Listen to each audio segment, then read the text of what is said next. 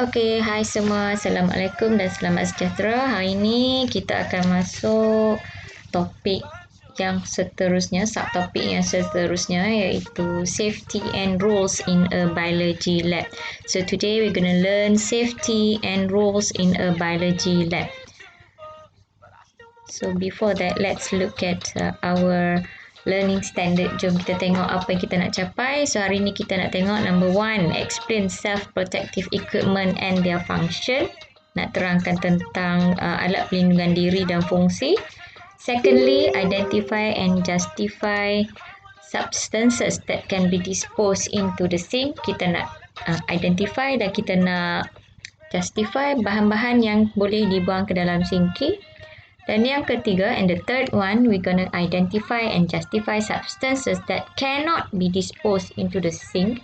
Kita nak tengok bahan-bahan yang tak boleh dibuang ke dalam sinki. Number 4, we're going to describe methods in managing biological waste. Kita nak terangkan cara untuk menguruskan sisa biologi.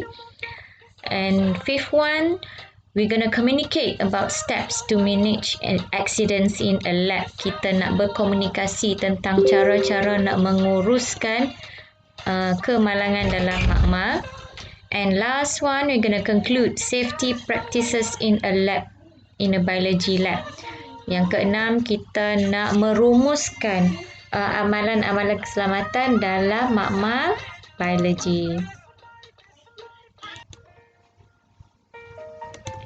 Okay, now let's move on to the next slide. So, what is actually biology lab? Biology laboratory ataupun biology lab is for conducting scientific investigation. Same with physics lab and chemistry lab. Okay, let's look at the safety rules in biology lab. Why we need to take safety precautions and why we need to follow rules in biology lab. Kenapa kita perlu ikut langkah keselamatan dan kenapa kita perlu ikut peraturan dalam makmal biologi? It's basically to avoid unwanted incidences, untuk mengelakkan kejadian yang tak diingini berlaku. So let's look at personal protective equipment in the lab. So the first one, kita tengok kat sini ada 1, 2, 3, 4, 5. Let's take a closer look at each equipment. So the first one is emergency shower station. This emergency shower station needs to be installed in every biology lab, but unfortunately we don't have any. So apa kegunaannya ni emergency shower station?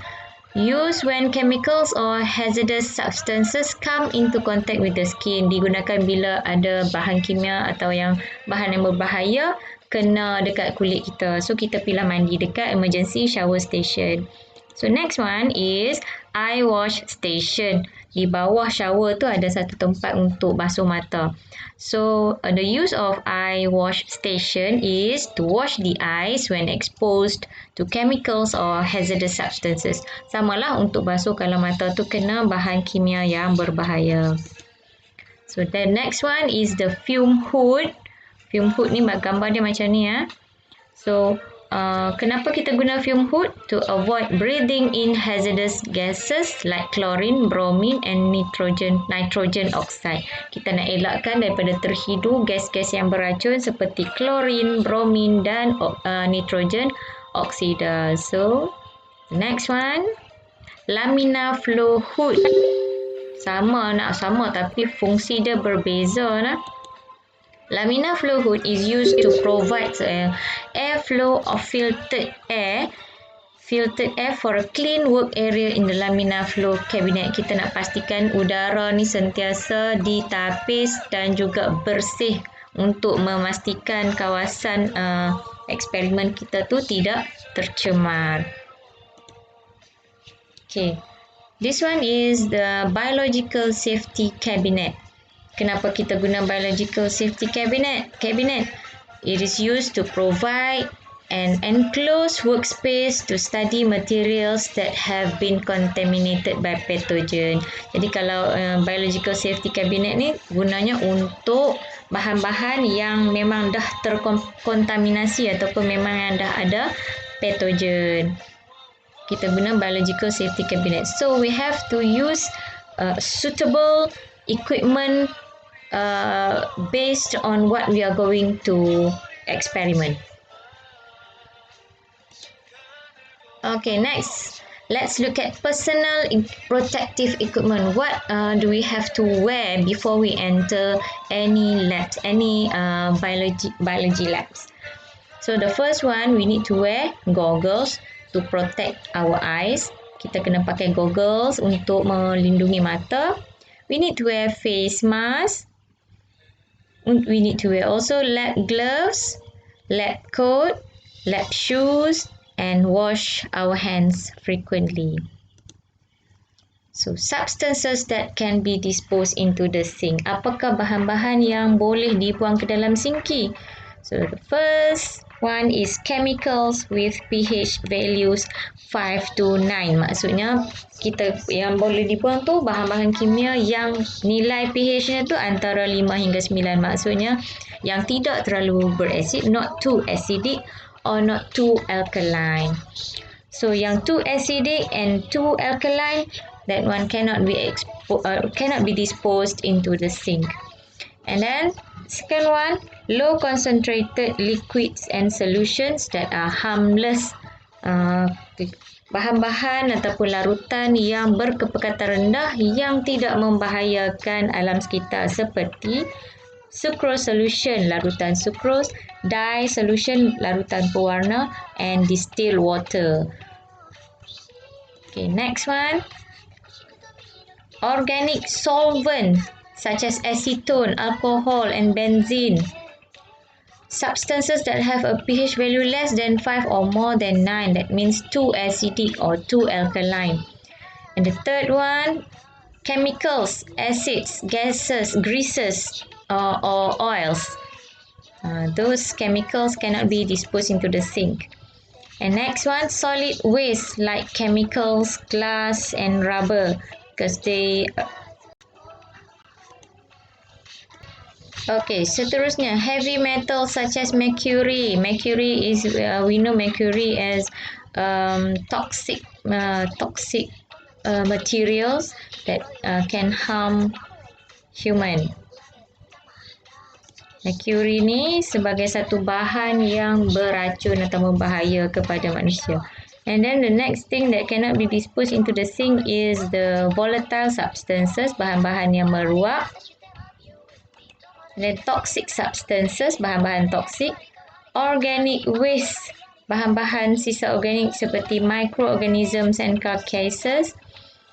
Lepas tu reactive substances, bahan-bahan yang reaktif, logam-logam yang reaktif, and last but not least the radioactive substances, bahan-bahan radioaktif. Okay, how are we going to manage the biological waste? Just now we discussed about organic waste that we cannot dispose into the sink. Then what should we do? Apa yang kita perlu buat kalau dah tak boleh buang kat dalam sinki? Nak buang kat mana? So let's learn about how to manage biological waste. First of all, kita kena tengok dulu. Biological waste ni ada 4 kategori. Kategori A, sharp waste, maksudnya sisa yang tajam seperti jarum, pisau, guntingnya. And then kategori B, non-sharp waste, bahan-bahan yang bukan tajam, yang tak tajam. And then animal carcasses, sisa-sisa haiwan ini. Dan last sekali ada liquid waste, sisa-sisa cecair. Okay. Bila kita dah tengok tadi, dia ada kategori-kategori masing-masing. So dia ada cara-cara yang tersendiri untuk kita lupuskan. Okey, untuk penerangan yang lebih detail, for detailed explanation, you can turn to page 8. Tengok dekat muka surat 8, methods for managing biological waste. So there are 4 categories there. Sama macam di sini, category A, B, C and D. And then they stated there the management method, how to manage each and every category. So, okay, now let's move on to the final part in chapter, no,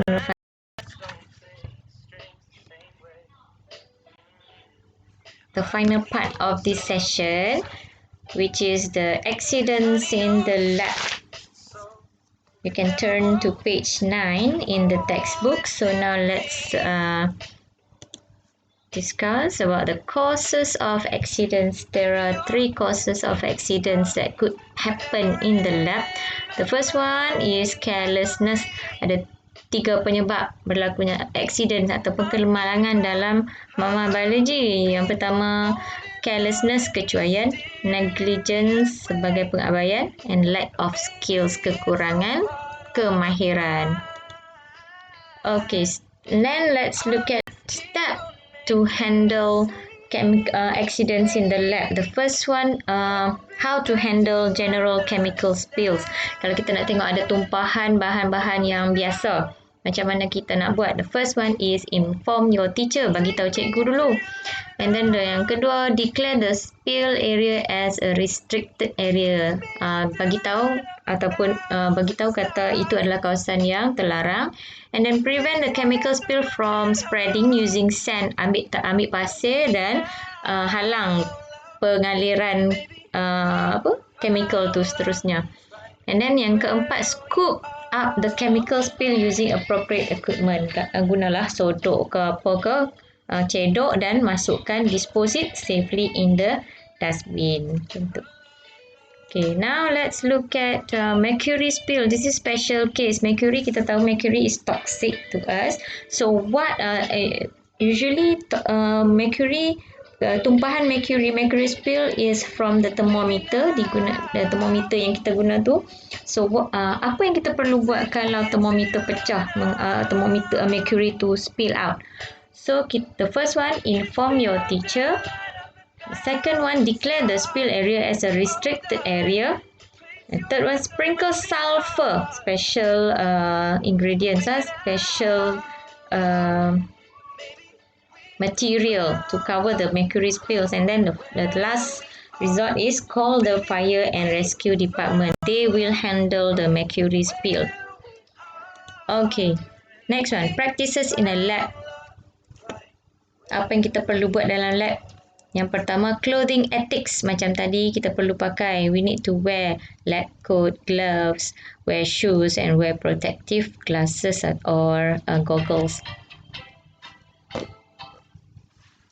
Okay, next one, the clothing ethics should be proper, and then we have to practice lab safety rules,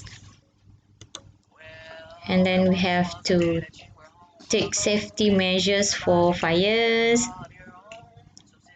Okay.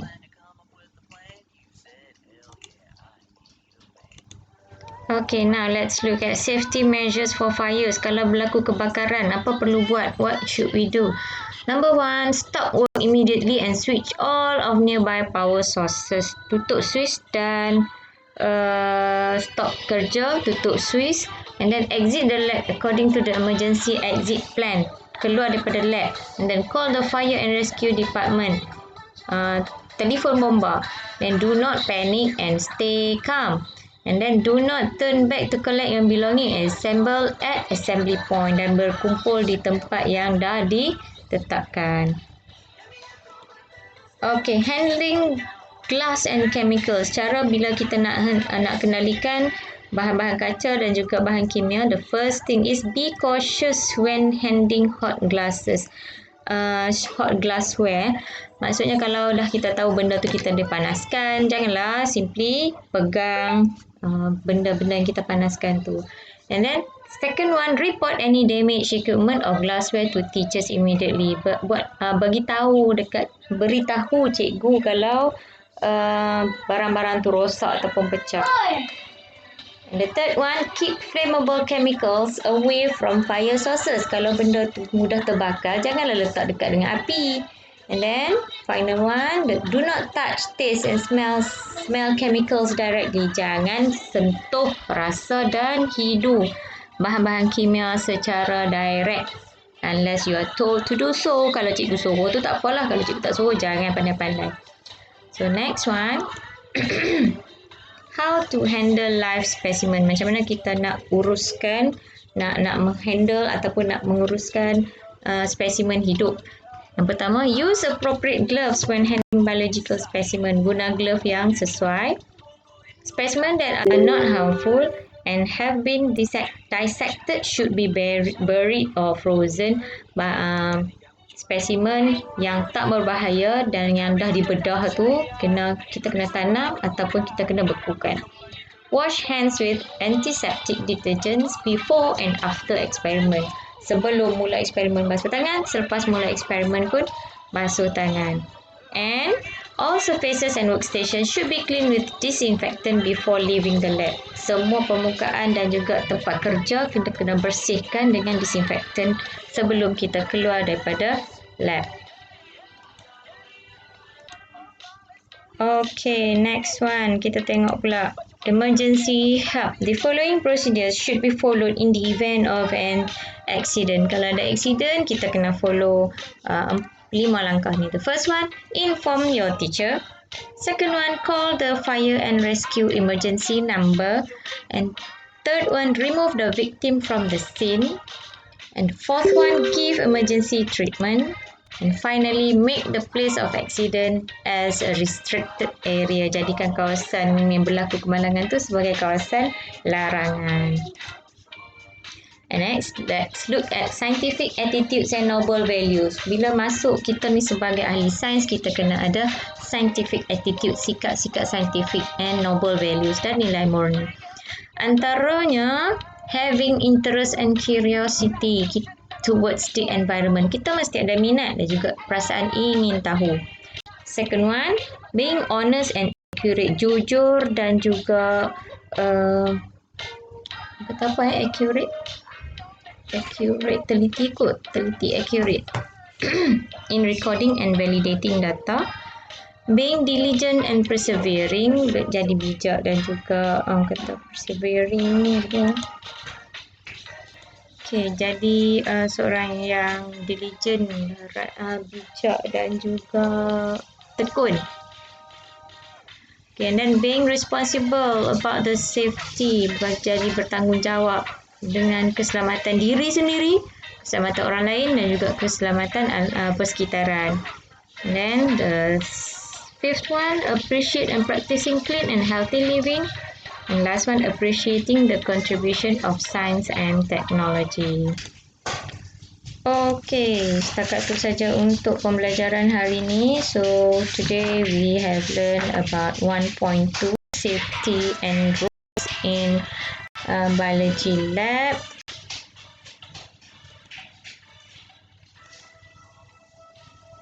Okay.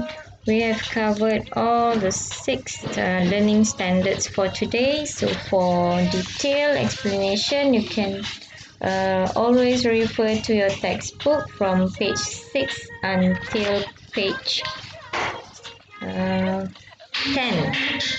So after this, I'll give the task for this week. So have fun, stay safe, stay home. Okay, bye.